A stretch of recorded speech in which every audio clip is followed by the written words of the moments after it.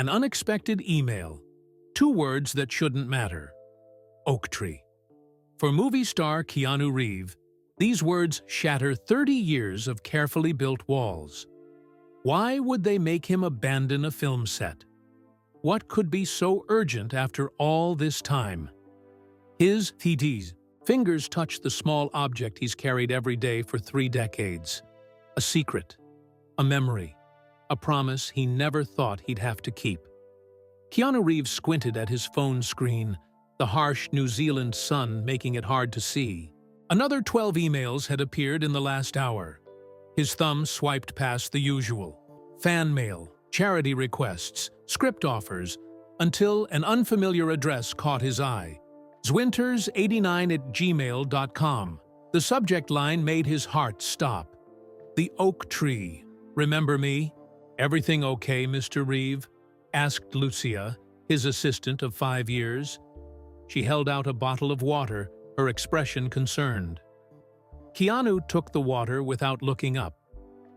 Fine, he mumbled, though he was anything but fine. His thumb hovered over the email, afraid to open it. They need you back on set in 10, Lucia reminded him. Keanu nodded, waiting until she walked away before opening the message. Dear Keanu, you probably won't remember me. It's been 30 years after all. I'm Zara Winters from Toronto West High. We shared Mr. Peterson's art class junior year, though you were always better at drawing than me. I know this email might seem strange after all this time. You're famous now. Movies, magazine covers, charity, work. I've followed your career from afar. I never thought I'd reach out, but I remembered our promise under the oak tree. If one of us ever sends for the other, we come. No questions asked. Well, I'm asking now, Keanu. I need to see you. It's important, more important than I can explain in an email. I'll be in Los Angeles next week, May 25 to 27, staying at the Chateau Marmont. I understand if you've forgotten me, or if your life is too busy now. But if you remember the promise, and what we meant to each other once, please contact me. I still have my half. Do you? Zara. Keanu read the email 3 times, his hands shaking more with each reading. Zara Winters, a name he hadn't heard in decades, yet it unlocked a flood of memories. Amber eyes, loud laughter, the smell of dark-room chemicals, and whispered dreams under the sprawling branches of an ancient oak tree. Mr. Reeve? They're waiting, Lucia called, from across the set.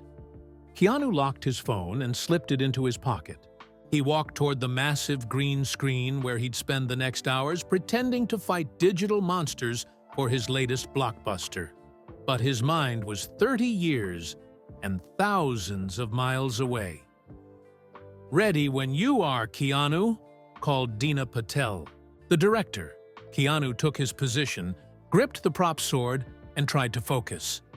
The cameras rolled. He missed his cue. Cut! Dina shouted. Keanu, you're supposed to duck and then swing, remember? Sorry, he muttered. Let's go again. 3 more failed takes followed. Keanu couldn't concentrate. The email had shattered his focus, leaving him fumbling through motions he'd practiced for weeks. What's going on? Dina asked during yet another break. You never miss marks like this. Just tired, Keanu lied. Didn't sleep well. Dina studied his face. After directing him in 4 films, she knew when something was wrong. Let's wrap early today, get some rest, and we'll pick up tomorrow. Back in his trailer, Keanu sank onto the couch and pulled out his phone again. He reread Zara's email, lingering on her last question. I still have my half. Do you? His hand moved to his pocket, feeling the small bulge that had been there every day for 30 years. He pulled out a worn leather wallet and opened the hidden compartment behind his driver's license.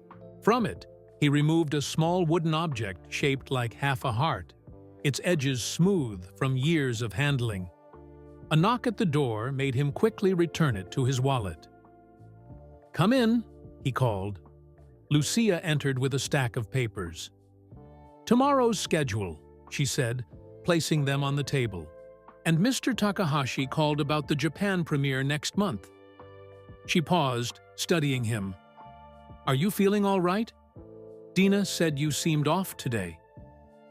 Keanu considered telling her about the email. Lucia handled everything in his life: schedules, travel, even what he ate. But this felt too personal, too fragile to share. "Just tired," he repeated the same lie.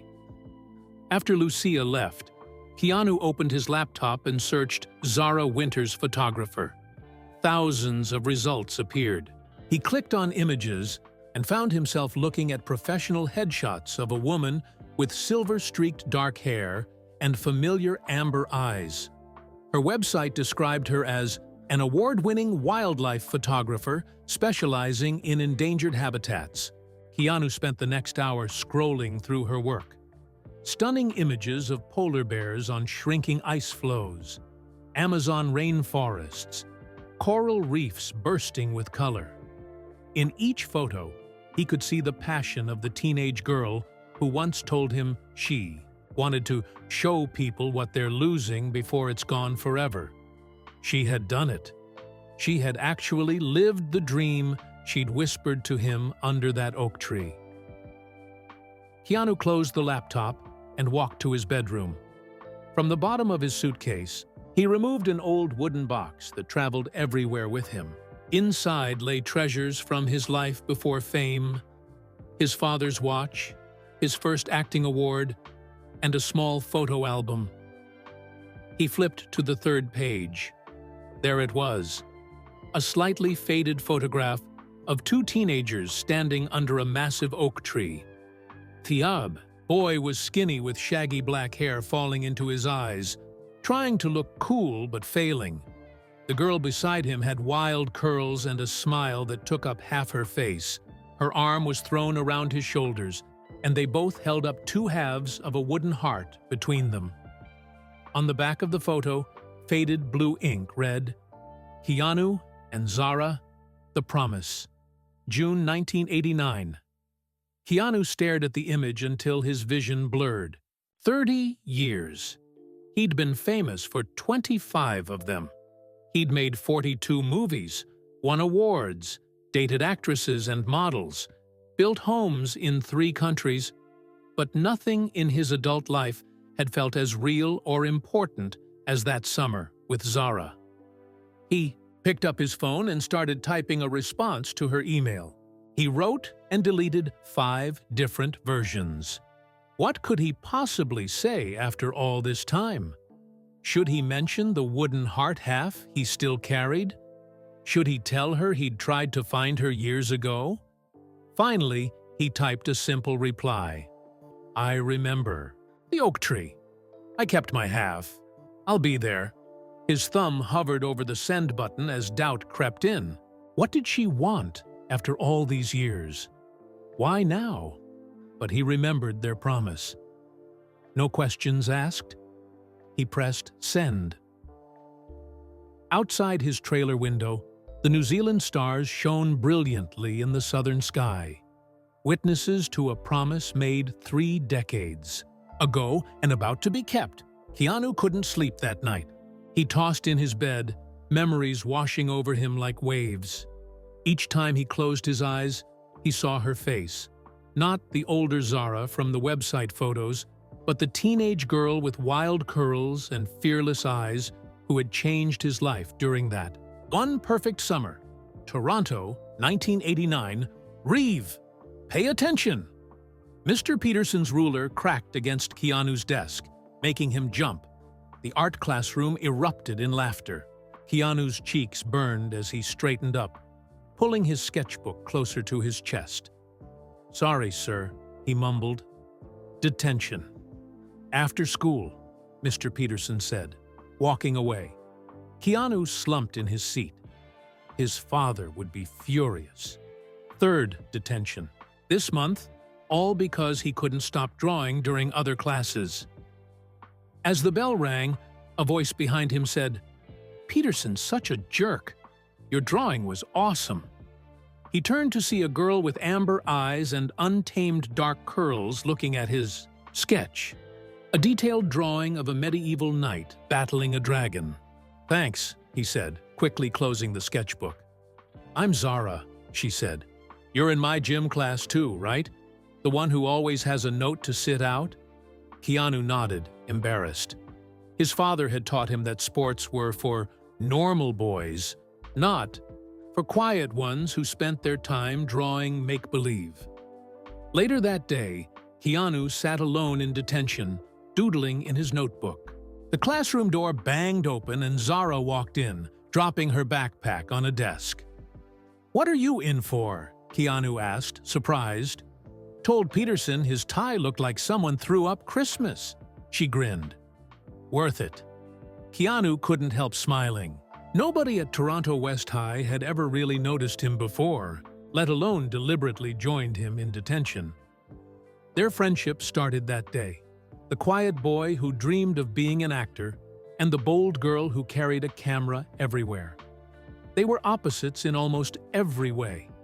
Keanu was shy and kept to himself. Zara knew everyone and spoke her mind. He was careful and deliberate. She was impulsive and fearless. But they shared something important. Both had dreams bigger than their small corner of Toronto. 3 weeks after they met, Zara found Keanu behind the gym, his eye swollen and lip bleeding. "Who did this?" she demanded. "Doesn't matter," he mumbled. "It was Brooks and his idiots, wasn't it?" she guessed. "Because of your drawing in the school paper?" Keanu had finally gathered the courage to submit his comic strip to the school newspaper. It featured superheroes based on teachers, including Coach Brooks as the Megaphone, a character who could shatter glass with his shouting. The next day, Brooks's son and his friends had cornered Keanu. "Wait here," Zara commanded, storming off. Before Keanu could stop her, 20 minutes later, she returned with his scattered drawings she'd collected from where the bullies had thrown them. "What did you do?" he asked, noticing her scraped knuckles. "Told them if they ever touched you again, I'd make sure everyone saw the pictures of them crying at freshman cheer tryouts," she shrugged. "Amazing what you capture when you're the yearbook photographer." After that day, nobody bothered Keanu again. As spring turned to summer, they became inseparable. After school, they would meet at the massive oak tree behind the soccer field. Zara called it their thinking tree. Under its spreading branches, they shared secrets and dreams. "I'm going to be on movie posters someday," Keanu told her one warm June afternoon as they leaned against the trunk. "Not just small roles either, big ones." "I believe you," she said, and the amazing thing was, she really did. "I'm going to show the world what it's losing," she added, fiddling with her camera. "All the beautiful places and animals that are disappearing." "We should make a pact," Zara said suddenly, sitting up. She pulled out her pocket knife, the one she used to sharpen pencils for her charcoal drawings. "What kind of pact?" Keanu asked. "A forever pact. Something to remind us when we're old and boring that we made these promises." She reached into her backpack and pulled out a flat piece of wood she'd been carving in art class. It was shaped like a heart. Using her knife, she carefully cut it in two, the jagged line making two pieces that fit perfectly together. On one half, she carved an M, and on the other, a Z. "If one of us ever sends for the other, we come. No questions asked," she said, her voice uncharacteristically serious. "And whoever makes it first helps the other get there too. Promise?" "Promise," Keanu said, taking his half of the wooden heart. They sealed it with their first kiss under the oak tree, neither knowing that in just 3 weeks Keanu's father would announce they were moving to California, or that their young lives were about to be pulled apart. The ping of an incoming email yanked Keanu back to the present. Zara had you replied, "I'll be at the Chateau Marmont, room 29, Tuesday at 2:30 p.m. Thank you for remembering." Keanu closed his eyes, the wooden half-heart heavy in his palm. What would they say to each other after all these years? What could possibly be so important that she'd invoke their promise? Now, as dawn broke over the mountains, Keanu made a decision. He picked up his phone and called Lucia. "I need to go to Los Angeles," he said when she answered. "Today." "But we're filming the climax scene tomorrow," she protested, her voice groggy with sleep. "I know. It can't wait." "Family emergency," he lied, though in a way, it felt true. Zara had been more family to him during those few months than his own. Father had been in years. As he packed a small bag, Keanu wondered what he was walking into. But a promise was a promise, and he had kept his half of the heart all these years for a reason. "You want to what?" Devin Blackwood's voice blasted through the phone speaker. Keanu's manager of 15 years was not taking the news well. "I need a few days off," Keanu repeated, tucking shirts into his travel bag. "The studio is paying millions for every day of production," Devin said. "Dina already called me about yesterday. Said you were distracted, missing cues. Now you want to fly to LA in the middle of filming the climax?" Keanu zipped his bag closed. "Tell them I have the flu. Food poisoning. Whatever works." "This isn't like you, Keanu." Devin's voice softened with concern. "What's going on? Is everything okay with your sister? Your niece?" "Everyone's fine," Keanu assured him. "This is personal." A long pause followed. In 15 years, Keanu had never put personal matters above work. He was famous for his professionalism, always on time, lines memorized, no drama. "The tabloids have been brutal lately," Devin reminded him. "All that garbage about you being cold, alone at 50, married to your career. If you're seeing someone, it's not like that," Keanu interrupted, though he wasn't entirely sure what it was. "I just need to keep a promise to an old friend." Another pause. 3 days, Devin finally said. "I'll tell them you've got a stomach bug. Better be back by Friday." "Thanks, Dev," Keanu said, relief flooding through him. "I owe you." "Yeah, you do. And Keanu? Be careful. Whatever this is, don't let it show up on Instagram before you tell me." After ending the call, Keanu checked his watch. If he left now, he could make the afternoon flight to Los Angeles. He'd arrive tonight, rest, and meet Zara tomorrow afternoon. Another knock at his trailer door. Lucia entered before he could answer. "Your car's ready," she said, then noticed his packed bag. "So we're really doing this? Leaving in the middle of production?" Keanu nodded. "I need you to stay here, Lucia. Help Devin manage things." She looked like she wanted to argue but just sighed instead. "Your ticket's booked. Private terminal. So less chance of being spotted." "But Keanu..." She hesitated. "What?" "Everly, from PR, called. Someone shopping pictures of you looking at your phone yesterday. Said you seemed upset. They're spinning it as trouble in paradise, with the film." Keanu shook his head. Every expression, every movement scrutinized and twisted. It was the price of fame, but sometimes it felt too high. "Let them spin," he said, grabbing his bag. "I'll be back before it matters."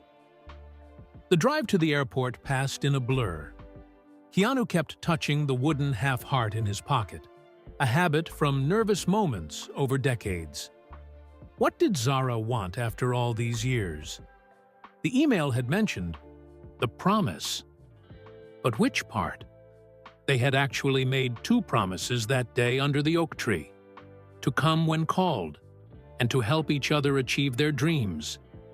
Zara had clearly achieved hers. Her wildlife photos had won awards. She'd published books. She'd seen the world through her camera lens, just as she'd wanted. And he'd achieved his, more than achieved it. Keanu Reeves was a household name, his films grossing billions worldwide. They'd both made it without each other's help. So why reach out now? On the plane, Keanu pulled out his phone and reread her email for the 100th time.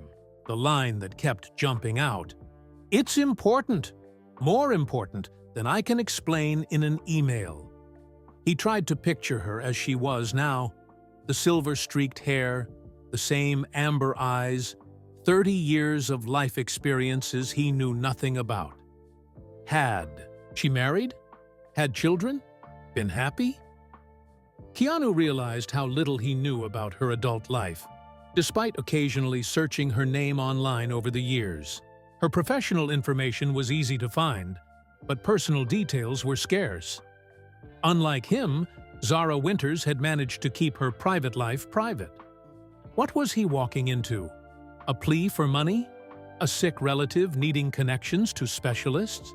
No, Zara had never been the type to ask for help, even when she needed it. Whatever this was, it had to be serious for her to invoke their promise. The flight attendant offered him a drink, but Keanu declined. He wanted to be clear-headed when he saw Zara again. His phone buzzed with a text from Lucia. "Dina bought the stomach bug story, but says you better bring a doctor's note or your firstborn child when you return. Also, paparazzi spotted you at the airport. Keeping it quiet as long as we can. Great." The clock was ticking before this unexplained trip became tabloid fodder. He leaned his head against the window, watching clouds drift below. The last time he'd seen Zara Winters, they'd been 17. His father had announced the move to California over dinner, giving them just 2 weeks to pack. "It's a better opportunity," his father had said, as if uprooting their lives was nothing. "The West Coast is where the real film industry is." Keanu had called Zara immediately. They'd met at their oak tree, held each other, made desperate teenage promises to write every day, to find a way back to each other. She'd cried against his shoulder as he pressed his half of the wooden heart into her palm, closing her fingers around it. "Keep it," he'd whispered, "until we're together again." But they never were. His father had moved the date up suddenly, and they'd left 3 days later. Keanu had written dozens of letters to Zara those first few months, pouring his heart onto pages, telling her about California, his new school, how empty everything felt without her. He never got a single reply. By the time his first film role came at 19, Keanu had locked away those memories, focusing instead on becoming the actor he'd promised her he would be. The plane began its descent into Los Angeles. Keanu clutched the armrests, suddenly nervous in a way he hadn't been since his first major audition. In a few hours, he would see Zara Winters again and finally learn why, after 30 years of silence, she had decided to pull the thread that connected their hearts. As he exited the private terminal, a car was waiting as arranged. The driver took his bag without a word and opened the door. No one recognized him in his simple clothes and sunglasses, just another wealthy traveler in a city full of them. "Where to, sir?" the driver asked. "Chateau Marmont," Keanu replied, settling into the back seat. "And please, take the long way." He needed time to prepare for whatever waited in room 29. Los Angeles hadn't changed much since Keanu had last been here for a premiere 6 months ago. Palm trees swayed along sunset-drenched streets as the car made its way toward West Hollywood. Digital billboards displayed familiar faces selling watches, perfume, and movies. One of them showed Keanu himself, wielding a sword against a computer-generated monster. advertising the film he'd just left unfinished in New Zealand. The car pulled into the discreet back entrance of the Chateau Marmont. The historic hotel was famous for its privacy, a favorite among celebrities wanting to escape public attention. Keanu had stayed here many times over the years. "We've prepared the usual suite, Mr. Reeve," the manager greeted him. "And as requested, no staff will mention your stay." "Thanks, Richard," Keanu said, taking the key card. "I'm meeting someone tomorrow. Room 29. Could you make sure we're not disturbed?" "Of course, sir." In his suite, Keanu placed his bag on the bed and walked to the window. The Los Angeles sunset painted the sky in shades of orange and pink. He'd traveled across the world on a moment's notice because of a promise made when he was 17.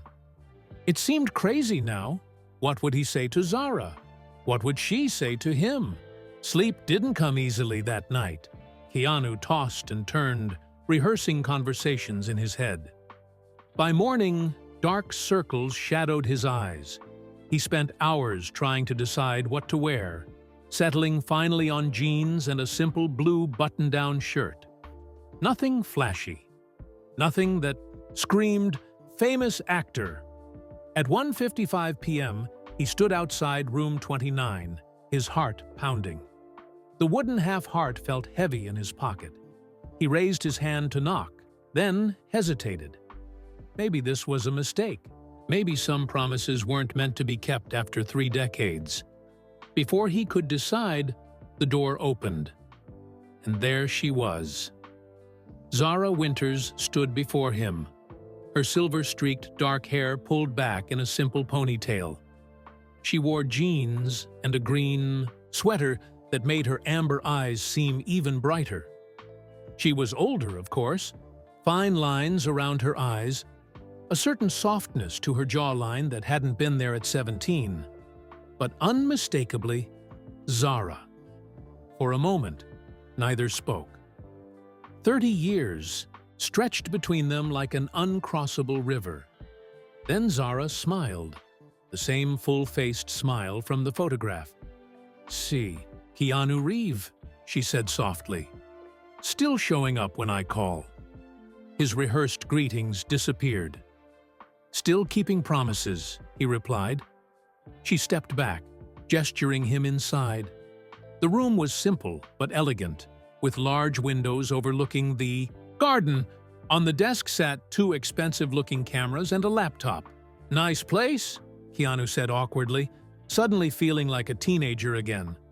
"It works for a few days," she shrugged. "I don't need much." They sat across from each other, the silence growing heavier. "You look good," Keanu finally said. "You too," she replied, "though fame suits you better than it would have suited me." "I saw your photography online. It's amazing, Zara. You really did it. Showed the world what we're losing." Her eyes brightened. "Thanks. And you?" 42 movies, I heard. Not bad for the quiet boy from art class." So she'd kept track of him too. Keanu wondered how much she knew about his life. His brief marriage to actress Claire Daniels, his charity foundation, his island home in Greece. "The new one's coming. Out next month," he said. "Or whenever I get back to finish filming it." Zara's face grew serious. "You left filming for this? You shouldn't have." "A promise is a promise," Keanu said, repeating his mantra of the past 24 hours. She touched a worn leather pouch that hung from a cord around her neck. Keanu noticed her hands, still artist's hands, but with a slight tremor. "Can I get you anything?" he asked. "Water? Coffee?" "I'm fine," she said, but she didn't look fine. Despite her smile, her face seemed tired, drawn. "Zara, your email said this was important, that you needed to see me. I'm here. No questions asked, like we promised. But..." He took a deep breath. "I have to admit, I am curious why now, after 30 years. She looked down at her hands, then back up at him. Her amber eyes, once so fearless, now held something he'd never seen in them before: vulnerability. "I didn't know if you'd remember the promise," she said quietly. "Or if you'd come if you did. You're not exactly easy to reach these days." "I remember everything," Keanu said simply. Zara nodded, as if confirming something to herself. She stood and walked to the window, her back to him. "I have stage 4 pancreatic cancer, Keanu," she said, her voice steady despite the weight of the words. "The doctors say I have maybe 4 months, 6 if I'm lucky." The room seemed to tilt. Keanu gripped the arms of his chair, trying to process her words. Cancer. 4 months. The unfairness of it crashed through him like a physical blow. "Zara, Words failed him completely. She turned, her face composed despite the tears shining in her eyes. "I'm dying, Keanu. And before I do, there are some promises I need to keep." The words hung in the air between them. Keanu felt like he'd been punched. His mind raced, trying to process what she'd just said. "How long have you known?" he finally asked, his voice barely above a whisper. 3 months, Zara replied, returning to her seat across from him. "I had back pain that wouldn't go away. By the time they found it, the cancer had already spread." Keanu leaned forward, instinctively reaching for her hand. "There must be treatments. Specialists—" "I've seen the best," she cut him off gently. "Tried 2 rounds of chemo. It's aggressive, and—" She shrugged. "Some battles can't be won." The composure in her voice stunned him. This was Zara, fierce, unstoppable Zara, talking about her death as if discussing the weather. "I'm sorry," Keanu said, feeling how inadequate the words were. "I don't know what to say." "You don't need to say anything. Just listen." Zara reached for the leather pouch around her neck and carefully opened it. From inside, she pulled out a small wooden object, half a heart, worn smooth by years of handling. The letter Z still visible, carved into its surface. Keanu reached into his pocket and pulled out his own half, the M facing upward. When placed together on the table, they fit perfectly, forming a complete heart again after 30 years. "You really did keep it," Zara said softly, touching his half with her fingertip. "Every day," Keanu nodded. "Through every film, every move, every relationship, it was always with me." Zara's eyes filled with tears again. "I always wondered if you remembered, or if I was just another person from your past." "How could I forget?" Keanu asked. "You were my first love, Zara. The first person who believed in me, who saw me." The air between them seemed to crackle with memories, of whispered secrets, of dreams shared under the oak tree, of a summer that had shaped both their lives.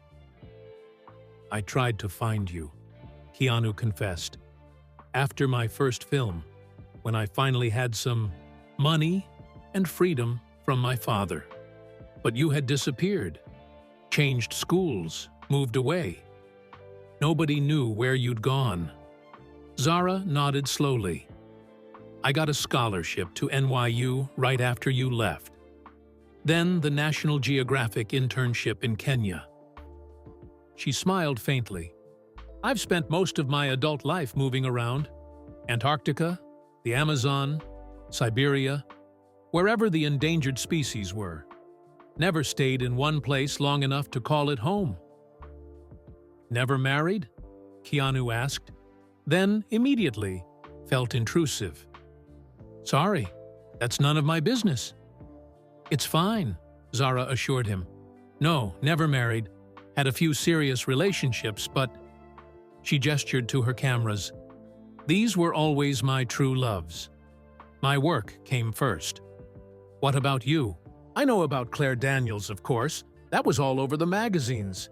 Keanu grimaced. His brief marriage to his co-star had ended amicably but publicly 12 years ago. Just Claire. We're still friends, actually. But after that, just short relationships. Nothing that stuck. The job makes it hard. So we both chose our dreams, Zara mused, glancing at the two wooden heart pieces on the table. Just like we promised each other. The memory of that day under the oak tree came flooding back to Keanu. Zara's determined voice saying, "Whoever makes it first helps the other." Get there too, but they'd both made it without each other's help. Why did you never answer my letters? The question came out before Keanu could stop it. I wrote to you every week that first year. Dozens of letters. Zara's eyebrows drew together in confusion. What letters? Keanu? I never got any letters from you. It was Keanu's turn to look confused. I wrote to your home address, at least 20 letters that first year after we moved. Zara shook her head slowly. I never received a single one. Understanding dawned on her face. My father, he must have intercepted them. Your father? Why would he do that? Zara laughed bitterly. He never approved of you or of us. Thought you were distracting me from school, from the sensible future he had planned. She sighed. After you left, I was a mess. Crying all the time, refusing to apply to business schools like he wanted. When the art scholarship to NYU came, he fought me on it, but I went anyway. We barely spoke after that. Keanu felt a surge of anger at the thought of his letters, pages of teenage heartbreak and love being thrown away, keeping him from the girl he'd loved. How different might their lives have been? I thought you'd forgotten me, Zara said quietly. When you became famous, I used to watch your interviews, hoping you'd mention our old school, anything that might mean you remembered. I never forgot, Keanu repeated, his throat tight. Not for one day. They sat in silence for a moment, both processing the revelation of those lost letters, of the misunderstanding that had shaped 30 years of separation. Finally, Keanu asked the question that had been burning in his mind since he'd read her. Email. Why now, Zara? Why reach out after all these years? Zara took a deep breath. I have a project I need to finish before... She hesitated. Before I can't anymore. My final collection. She gestured to her laptop. 12 places on Earth that might not exist in their current form 30 years from now. I've photographed 8 of them already. And you need help with the last 4? Keanu guessed. Not just that, Zara said, meeting his eyes steadily. I need someone who will make sure these images reach the right people when I'm gone. Someone who cares enough to keep my work alive. She touched the complete wooden heart on the table. Someone who keeps his promises. In that moment, looking into the amber eyes that had once been his whole world, Keanu knew he would do anything she asked. Not just because of a promise made under an oak tree 30 years ago, but because somewhere in his heart, a 17-year-old boy had never stopped loving the girl with the camera and the fearless smile. Tell me what you need, he said simply. Outside, the hotel room window, the Los Angeles sun began to set, casting golden light across their reunited wooden heart. Are you hungry? Keanu asked, suddenly aware they'd been talking for hours. Zara nodded. Starving, actually. Chemo does weird things to my appetite. Some days I can't eat at all. Then suddenly, I'm ravenous. The hotel restaurant is good, but very public, Keanu warned, or we could order room service. Let's go out, Zara decided. There's a small place down the street I noticed yesterday. Nothing fancy, but it looked quiet. Keanu hesitated. In Los Angeles, he was rarely recognized when he dressed casually, but it wasn't impossible. Still, Zara looked so eager to get out of the hotel room, he couldn't refuse. "Let me just check with security first," he said, sending a quick text to the hotel's head of security. They left through a side entrance, walking the short distance to a small Italian restaurant tucked between larger buildings. The hostess didn't recognize Keanu, or if she did, she hid it well. They were seated at a corner table away from windows. For 2 hours, they ate pasta and talked about their lives. Keanu's charity work with children's hospitals, Zara's adventures photographing polar bears in the Arctic, tigers in India, gorillas in Rwanda. They carefully avoided the subject of her illness, focusing instead on happier topics. It felt surprisingly easy, as if 30 years hadn't passed at all. Zara's laugh was still the same, loud and uninhibited. Her hands still moved, constantly when she spoke, painting pictures in the air, and her eyes still lit up when she talked about her photography. As they walked back to the hotel, Keanu instinctively put his arm around her shoulders when she shivered in the evening breeze. The simple gesture felt both new and familiar, like returning to a favorite place after a long absence. Neither noticed the young man across the street, who quickly raised his phone and snapped several photos. Penny Martinez adjusted her IV line and shifted positions in her hospital bed. At 15, she had already spent more time in hospitals than most people did in their entire lives. Diagnosed with leukemia at 12, she had fought through 2 remissions and was now starting her 3rd round of treatment. Her one escape from the endless medical routines was following celebrity news, especially anything about Keanu Reeves. His movies had gotten her through the worst days of her treatments. She had watched The Knight's Journey 17 times during her last hospital stay. Scrolling through her social media feed, a new post caught her eye. The headline read, "Exclusive! Keanu Reeves' secret reunion with mystery woman." Penny clicked the link eagerly. The article showed several blurry photos of Keanu with his arm around a silver-haired woman as they entered the Chateau Marmont. The woman's face wasn't clearly visible, but she looked older, elegant. Sources confirm that Reeves abruptly left the New Zealand set of his upcoming film The Last Guardian for this secret LA rendezvous, the article claimed. Who is this mystery woman who could pull Hollywood's most dedicated actor away from a $200 million production? Penny's imagination caught fire. A secret love? A long-lost relative? Whatever it was, it had to be important for Keanu Reeves to leave a film mid-production. He was famous for his professionalism. She shared the article with her online fan group, Reeves Rangers. Within minutes, theories were flying. Maybe it's his high school sweetheart, one fan suggested. Could be a relative who's sick, offered another. I bet it's about a new project, something big. Penny posted her own theory.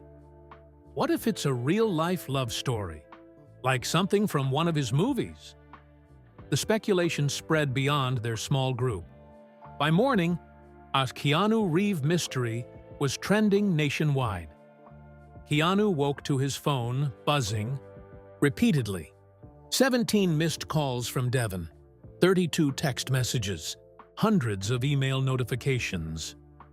His stomach sank as he opened the first message from Devon. Check Entertainment Weekly's website now. We have a situation. The article featured the photos from last night. Him and Zara walking back to the hotel, his arm around her shoulders. The headline screamed, Keanu Reeves' secret romance? Star abandons film set for mystery woman. Damn it, Keanu muttered, scrolling through the wildly inaccurate article. It described Zara as an elegant silver-haired woman, possibly in her 50s, and speculated about a secret long-term relationship. or rekindled romance. His phone rang again. "Devon." "I can explain," Keanu said immediately upon answering. "Please, do," his manager replied, his voice tight with controlled frustration. "Because I've got the studio head, the director, and 3 producers all calling me asking why their star is canoodling in LA when he's supposed to be sick in New Zealand." "I'm not canoodling," Keanu protested. "She's an old friend who's going through something difficult. I came to help." "Old friend, huh?" Devon sounded skeptical. "Must be quite a friend to make you risk a contract violation." "She is," Keanu said, firmly. "And I'll deal with the studio. Just buy me a few more days." After promising Devon he'd be discreet and back on set as soon as possible, Keanu hung up and headed to the bathroom to shower. When he emerged, another text waited on his phone. This one from Lucia. "Someone found your high school yearbook. Twitter is going crazy. Call me." Keanu quickly searched his own name online. Hundreds of new articles had appeared overnight. One grabbed his attention. Identified. Keanu Reeves mystery. Woman is high school sweetheart Zara Winters. The article showed a split-screen image.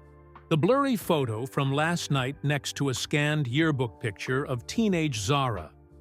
Below that, another yearbook photo. Keanu and Zara at a school dance, his arm around her waist, both smiling widely. The caption read, "The pair dated at Toronto West High before Reeve moved to California. Winters is now an acclaimed wildlife photographer." Further down, the article included recent photos of Zara's work and exhibitions. The writer had done their homework, detailing her impressive career photographing endangered species and habitats. The final paragraph made Keanu's blood run cold. Sources close to Reeves' production crew say the actor claimed a sudden illness to leave the set, raising questions about the nature of this reunion. Is this a case of first love rekindled, or something else entirely? Reeves' representatives declined to comment. Keanu closed his eyes, leaning against the wall. What had been a private reunion was now public speculation. How would Zara feel about being thrust into the spotlight during what should be a deeply personal time? His phone buzzed with an incoming text from Zara herself. "Just saw the news. Guess we're famous. Breakfast in my room? We should talk." Outside the hotel, a small group of paparazzi had already gathered, cameras ready, waiting to catch a glimpse of Keanu Reeves and the woman who had pulled him away from one of the biggest films of his career. "This is insane," Keanu muttered, peering through the window blinds in Zara's room. "There are at least 20 of them now." Zara joined him at the window, shaking her head. "I've photographed territorial lions that were less aggressive." They had spent the morning in her room, eating room service breakfast and watching in disbelief as their reunion became headline news. Keanu and Zara was now trending worldwide, with fans digging up any information they could find about Zara Winters. "I'm so sorry," Keanu said for the 10th time. "I should have been more careful." "It's not your fault," Zara assured him. "I'm the one who suggested dinner out. Still, this isn't what you need right now." He turned to face her. "How are you feeling today?" "Honestly?" Zara considered the question. "Tired. The treatments take a lot out of me. But having you here..." She smiled. "It's good. Like finding a missing piece." Keanu felt that too. A sense of completion he hadn't realized he was missing.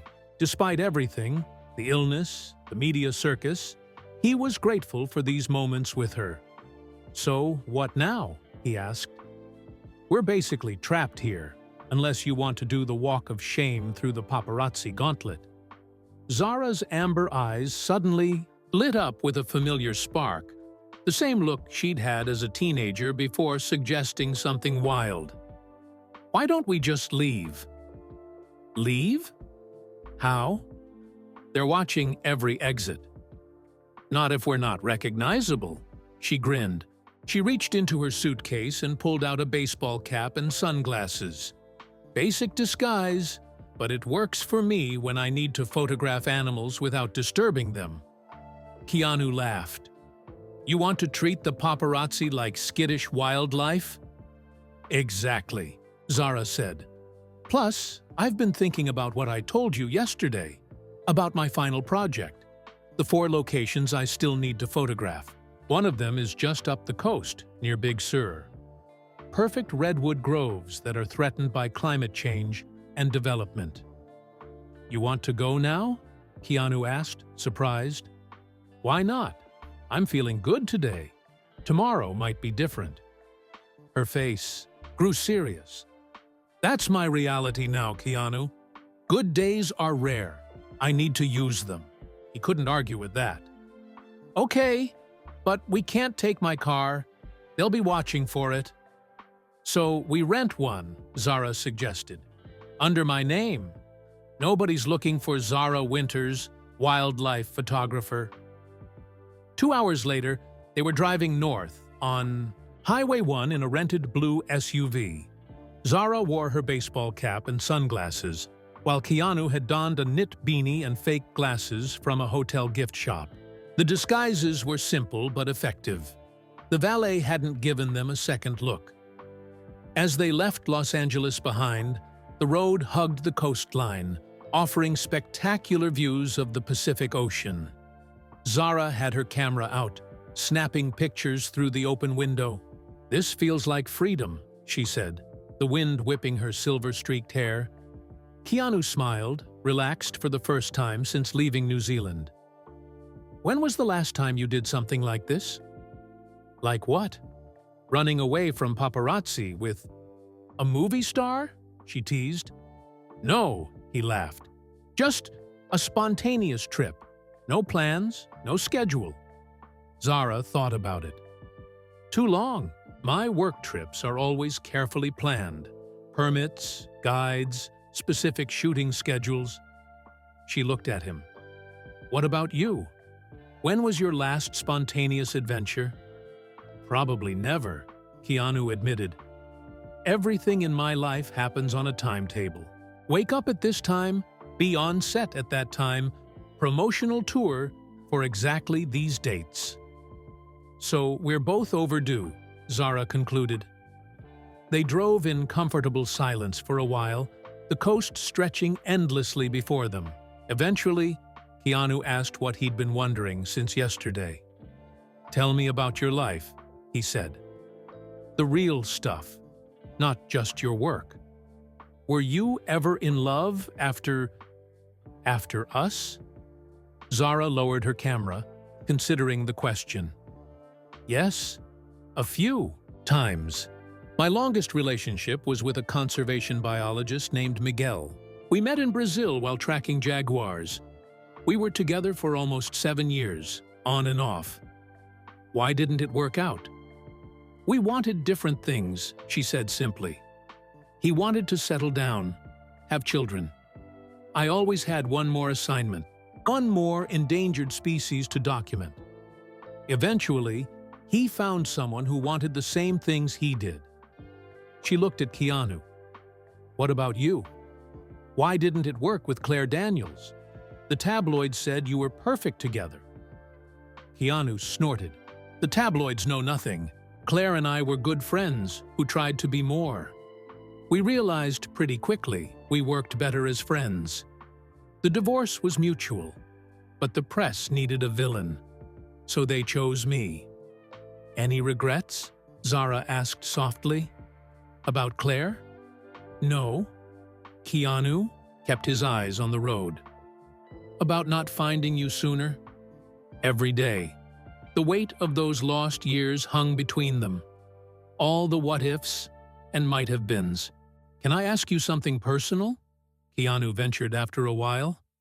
"After all this time, I think we're past being shy," Zara replied. Do you regret not having children? You mentioned your boyfriend wanted them. Zara was quiet for so long that Keanu worried he'd overstepped. But finally, she spoke. Sometimes, not often, but sometimes. She looked out at the ocean. I've spent my life documenting things that are disappearing. Perhaps that was enough of a legacy. But now, facing the end, her voice wavered slightly. I do wonder what pieces of me will remain when I'm gone. Your work, Keanu said firmly. Your photographs, the awareness you've created. Maybe, Zara nodded. I hope so. By late afternoon, they reached a small coastal town and stopped for lunch at a seaside cafe. No one recognized Keanu in his disguise. They ate fresh seafood on an outdoor patio, watching the waves crash against the shore. Show me what you have.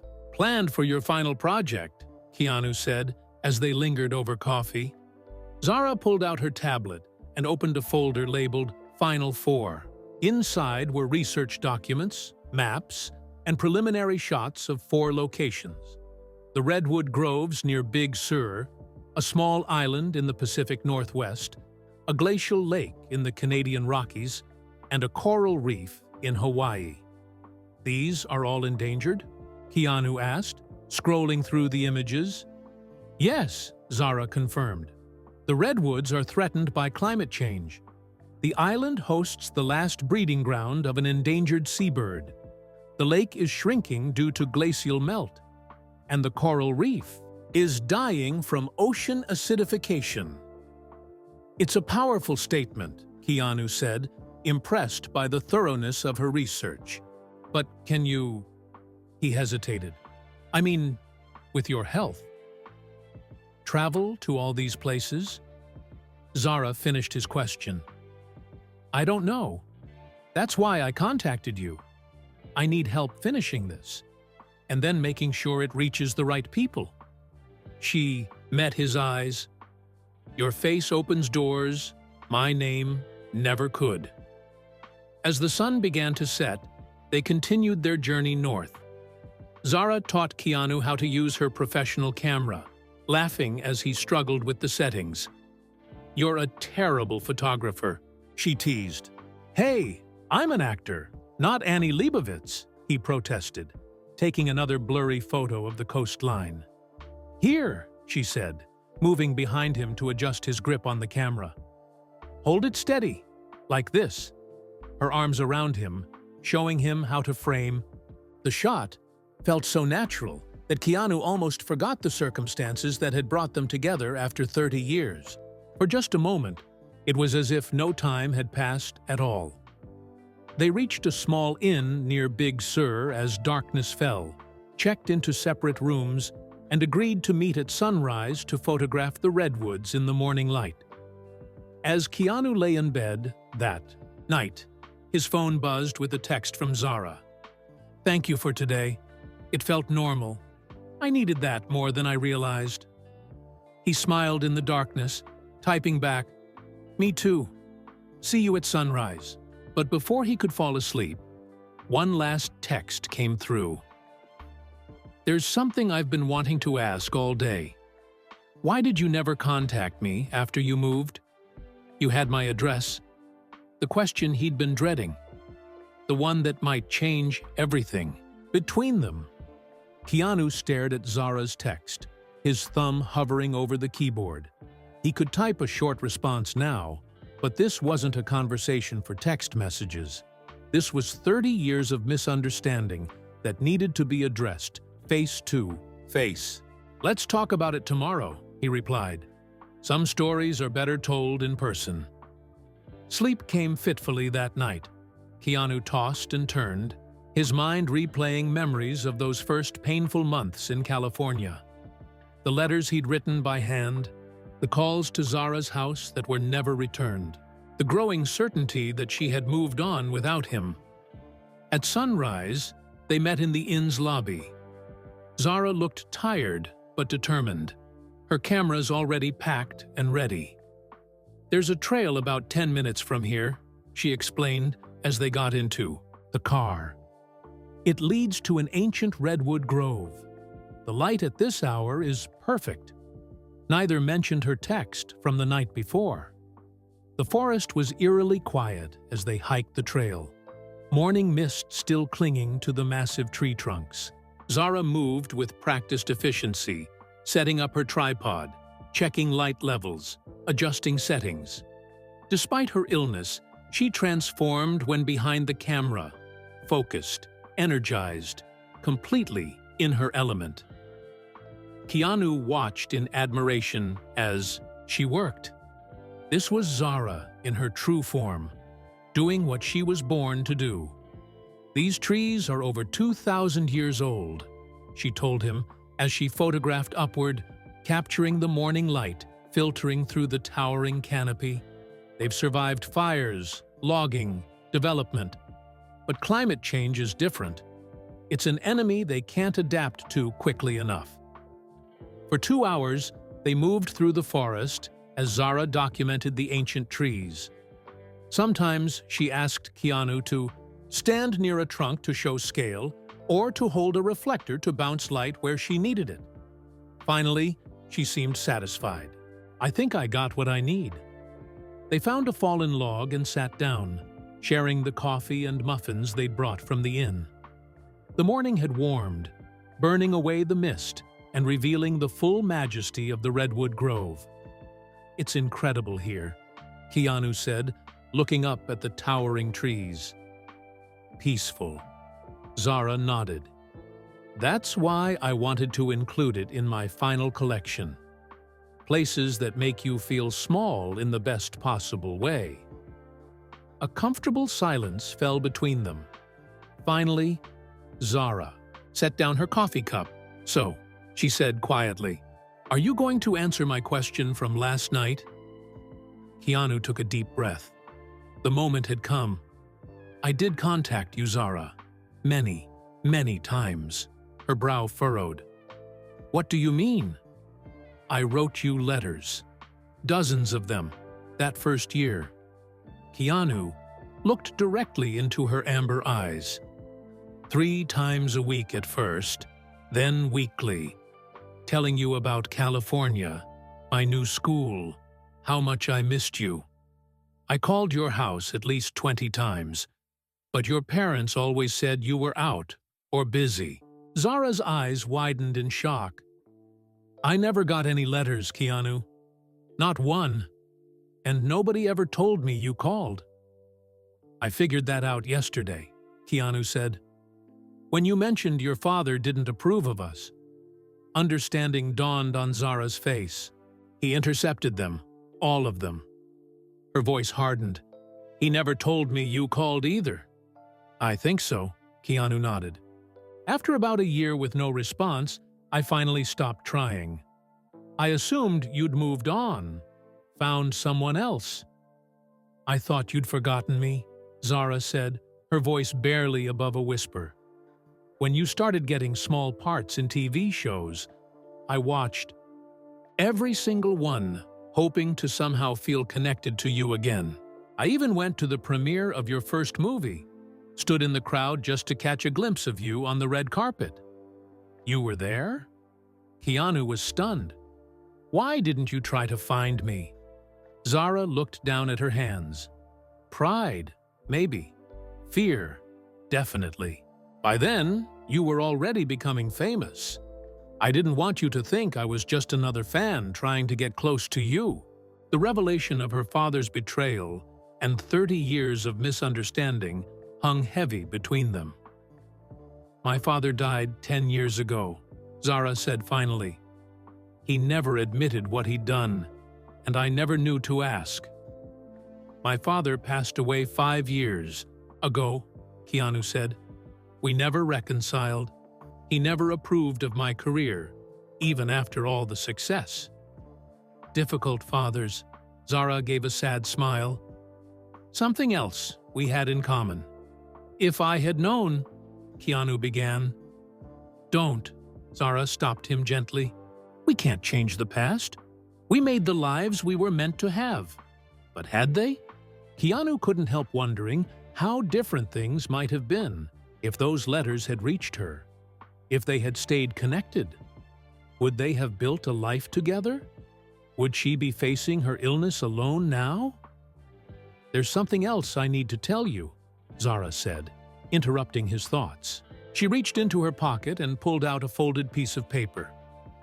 "When I was 19, National Geographic offered me an internship in Kenya. It was my dream job, tracking endangered rhinos with their conservation team." "That's amazing," Keanu said. "Your first big break." "Yes," Zara nodded. "But there was a catch. I had to leave immediately, within 48 hours. I was going to try to find you first, to tell you in person. I'd saved enough for a plane ticket to LA.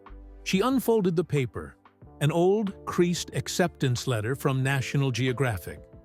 "I had to choose between searching for you and taking the opportunity that started my career," she said softly. "I chose my career. That's been my guilt all these years." The truth hung between them. Two young people who had both chosen their dreams, just as they'd promised each other under that oak tree long ago. "We both kept our promise," Keanu said finally, "to pursue what we loved. Maybe that's what was meant to happen." Zara reached for his hand, her fingers intertwining with his. "Maybe, but I've always wondered about the road not taken." As they sat surrounded by ancient trees that had witnessed centuries of human choices and regrets, Keanu's phone rang, disrupting the moment. Lucia's name flashed on the screen. "I should take this," he said reluctantly. Zara nodded, gathering her camera equipment. "I'll give you some privacy." As she walked away, Keanu answered the phone, unaware that this call would change everything once again. "Please tell me you're coming back to New Zealand," Lucia said without greeting. "The director is threatening to recast your role." "I need more time," Keanu replied, watching Zara photograph a shaft of sunlight cutting through the redwoods. "You don't have more time." Lucia's voice was tense. "The studio sent lawyers. You're in breach of contract, Keanu." "How bad is it?" "Bad. Millions in reshoot costs, delayed release, angry investors." She paused. "But that's not why I called. Have you seen the internet today?" Keanu felt a familiar dread. "More tabloid stories?" "No, something different." Lucia's voice softened. "That girl with cancer who's your superfan? Penny Martinez? She posted about you and Zara. It's gone viral." "What did she say?" Keanu asked warily. "She's calling it the heart promise. She somehow found out about your wooden heart charm and created this whole romantic story. Millions of shares, Keanu. People are obsessed with you two." Keanu was silent, trying to process this information. "There's more," Lucia continued. "Penny's in the hospital again. Her condition isn't good. Her last wish is to see your love story have a happy ending." "But it's not," Keanu began. "I know it's not a love story," Lucia interrupted, "but people are inspired by it, whatever it is. Even the studio has noticed. They're suddenly more flexible about your absence." "What do you mean?" "They're willing to delay your scenes for 2 weeks if you do something for them in return." "Which is?" "A press event. Something about you and Zara. They think the publicity could actually help the film." Keanu ran a hand through his hair in frustration. "Zara is sick, Lucia. She doesn't need media attention. She needs privacy." "I understand. Just think about it.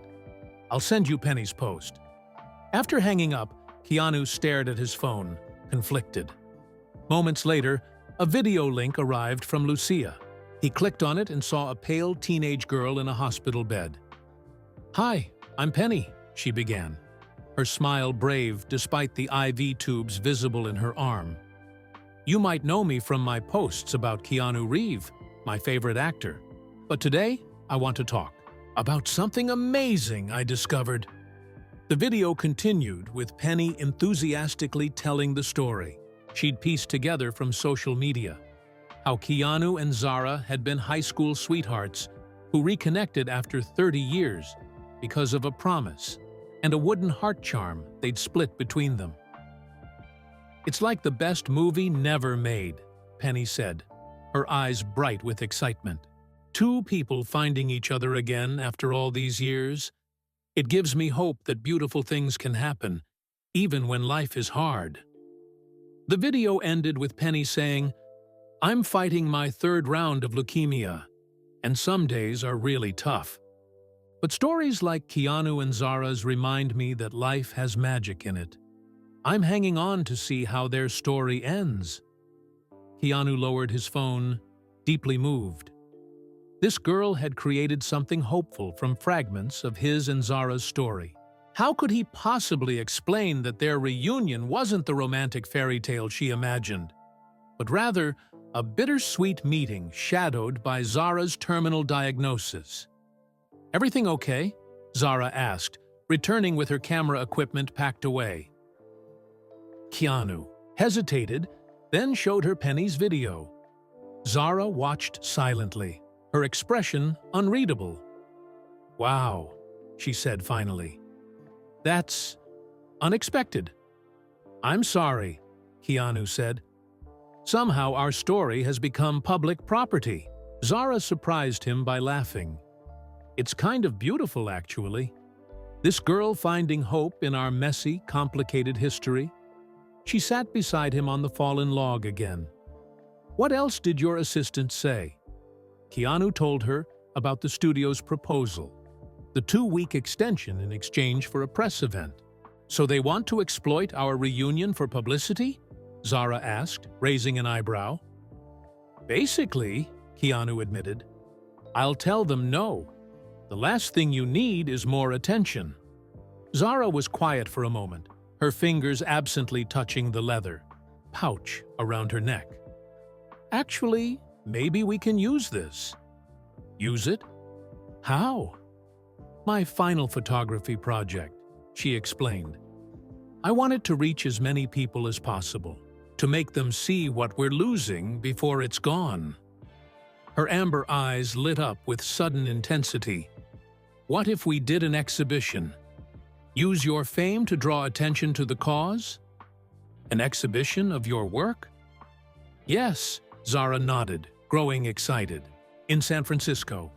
We can invite environmental organizations, press, celebrities. Your studio gets their publicity event. I get a platform for my message. And you get time to finish both filming and helping me with my project."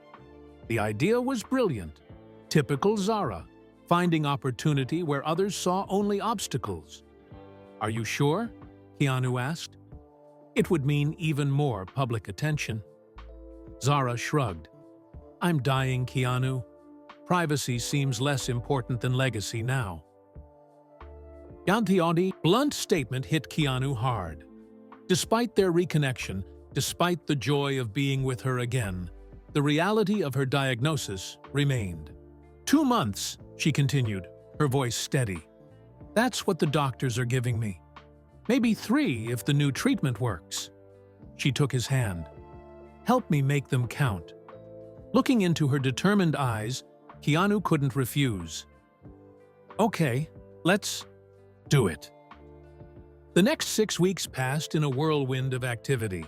Keanu arranged everything: a gallery in San Francisco, invitations to environmental organizations and media, accommodations for Zara near the best cancer treatment center in the city. The exhibition, titled "What We Stand to Lose," would feature 30 of Zara's most powerful photographs, including the new images from the Redwood Grove. Keanu used every connection he had to ensure the event would attract maximum attention. Meanwhile, Penny Martinez's video continued to spread online. The hashtag #ChaHeartPromise trended worldwide, with people sharing their own stories of reconnection and lost love. Without revealing Zara's diagnosis, Keanu recorded a short video thanking Penny for her support and inviting her to be the guest of honor at the exhibition opening. Her joyful response, tears streaming down her face in her hospital room, went viral too. As the exhibition date approached, Zara grew noticeably weaker. The new treatments made her sick, but she pushed through, determined to see her project completed. On the morning of the exhibition, Keanu found her in the gallery, making last-minute adjustments to the display. Despite her pallor and the weight she'd lost, she was radiant with purpose. "It's perfect," he told her, taking in the stunning photographs that covered the walls. Zara smiled, but before she could respond, she swayed slightly on her feet. Keanu rushed forward, catching her before she fell. "I just need a minute," she whispered, leaning against him. But they both knew it was more than fatigue. Time was running out. "Maybe we should cancel," Keanu suggested, helping Zara to a nearby chair. "Not a chance," she replied with determination, though her voice was weak. "I've waited my whole life for this moment. A few hours of discomfort won't stop me now." The exhibition opening was scheduled for 7:01 p.m. By 6:30, a line of guests stretched. Down the block, environmental activists, celebrities, journalists, and ordinary people touched by Penny's viral video about the heart promise. Penny herself arrived in a wheelchair, her parents by her side. Despite her frail condition, her face lit up when she saw Keanu waiting at the entrance. "You came," Keanu said, kneeling to hug her gently. "I wouldn't miss it," Penny smiled. "Where's Zara? I've been dying to meet her." "She's inside," Keanu replied, careful not to reveal how ill Zara truly was. "She can't wait to meet you too." The gallery filled quickly. Zara's photographs, massive, stunning images of endangered places and creatures, covered the walls. Each bore a simple caption explaining what was at risk of being lost forever. At 7:15, Keanu took the microphone, standing before the packed room. "Thank you all for coming tonight," he began. 30 years ago, I made a promise to an extraordinary girl under an oak tree. We split a wooden heart charm and promised that if one of us succeeded in our dreams, we would help the other achieve. Theirs too." He gestured to Zara, who stood nearby, supported discreetly by a nurse disguised as an assistant. Despite her weakness, she looked elegant in a simple green dress that matched her amber eyes. "I became an actor, as I dreamed," Keanu continued. "And Zara Winters became one of the world's most remarkable wildlife photographers. We lost touch for 30 years, until recently, when Zara reminded me of our promise. He didn't mention her illness. That was private, as she had requested. Tonight, I'm keeping the second part of that promise by helping share Zara's work with the world. These images show places and creatures that may not exist for future generations unless we act now." The crowd applauded as Zara stepped forward to say a few words. Her voice was soft but clear as she explained her lifelong mission to document Earth's vanishing wonders. "We can't save what we don't love," she concluded. "And we can't love what we don't see. I hope these images help you see." As guests moved through the gallery, Keanu introduced Zara to Penny. The two instantly connected, sharing stories of treatments and hospital stays, but also of hopes and small joys found in difficult times. "Your story gave me something to look forward to," Penny told Zara. "On my worst days, I thought about you and Keanu finding each other again." Zara squeezed the girl's hand. "Sometimes hope comes from unexpected places." The evening was a triumph. Environmental organization directors pledged support, celebrities promised to share Zara's work with their millions of followers, and journalists requested interviews. But as the event neared its end, Keanu noticed Zara becoming paler. She leaned heavily against a wall, her breathing labored. "We need to go," he whispered, and she nodded without argument, a sign of how truly ill she felt. As they made their way toward the exit, Zara suddenly collapsed. The room erupted in gasps and confusion as Keanu caught her, lifting her into his arms. "Call an ambulance," he shouted, all preteens forgotten. Hours later, Keanu sat beside Zara's hospital bed, holding her hand as monitors beeped steadily around them. The doctors had been blunt. The cancer had spread further, faster than expected. Days, not weeks, remained. News of Zara's collapse had broken overnight. By morning, Chakra prayers for Zara was trending worldwide, with thousands sending messages of support. Flowers filled her hospital room, many from strangers touched by her story and work. For 3 days, Keanu barely left her side.